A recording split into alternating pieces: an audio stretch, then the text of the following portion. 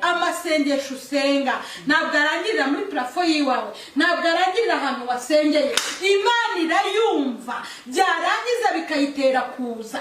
Imana igiza, ndakwifuriza ngo Imana nijya nizi wawe isange ibintu byose biri ku karongo, kandi niza ntabwo iri bugusiga uko yagusanze, kubera ko bari bafite agakiza muri bo.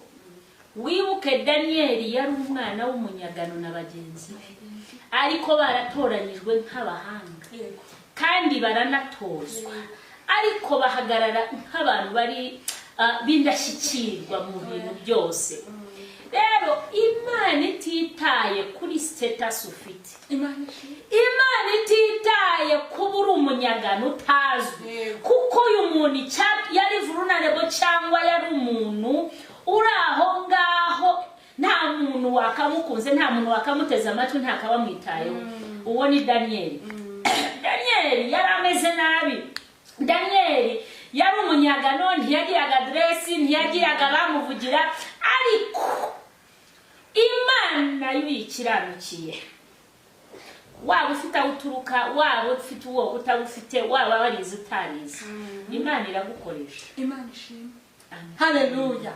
Ni Imana iba yaragiye ikanyura mu bakomeye, abana b'abantu bakomeye muri kiriya gihugu bari bahari. Ariko ifata umunyagano, abana b'abanyagano ba Meshaki, ba Bedunego, noneho byabahesheje kuyobora igihugu. N'abagenzi be agenda bayintara baraziyobora. Yesu ashimwe.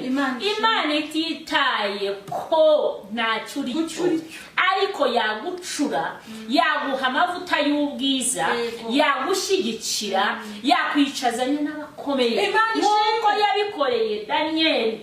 Rero ibintu byose biduteye ubwoba n'ibiceceke. Kristo kuva kiri ku ntebe y'imbabazi. Haleluya. Aracyari byiringiro. Imana ikoresha abana b'abanyagano. Ni gute itakoreshaga ku isi? Imana rero kukubakira izina ni ikintu cyoroshye. Haleluya. Ni ikintu kitagoye Imana kuba yakubakira izina. Haleluya. Ntabwo Imana ikintu ikundira nta marangamutima igira Imana. Haleluya. Imana itwubakira izina ikaryubaka kandi ikarikomeza.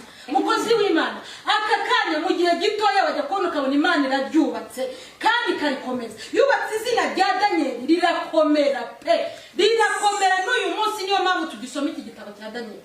Ntabwo yarikomeje muri kiriya gihe cyawo, yarikomeje n'uyu munsi. Bivuga ngo icyo Imana ije gukora ntabwo ari icyaka kanya wowe dukurikiye, ni icy'ibihe byose, ni icy'ububyaro buzagukomoka ubuvivu